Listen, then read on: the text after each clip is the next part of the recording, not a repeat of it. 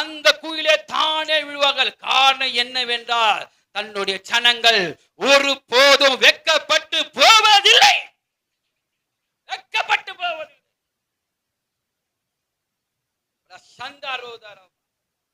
வெட்கப்படுத்த பலவிதமான காரியம் வந்தான். மகன் நிமித்தம் வந்தான், மகளை நிமித்தம் வந்தான். செய்யாத தவறு செய்த என்று உன்மேல் பொய்யான வார்த்தைகளை சொன்னார்கள்.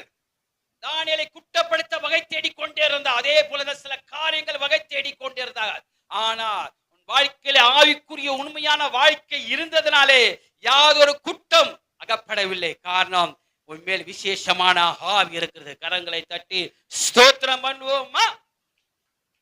அந்த விசேஷ ஆவி உன் தலைமையில இருப்பதினால் தான் என் ஜனங்கள் வெட்கப்பட்டு போவதில்லை. அது மட்டுமல்ல பிரியமானவர்களே, அந்த 3வது வசனம், அது சங்கீதம் 103 வாசிப்போம், சீக்கிரமா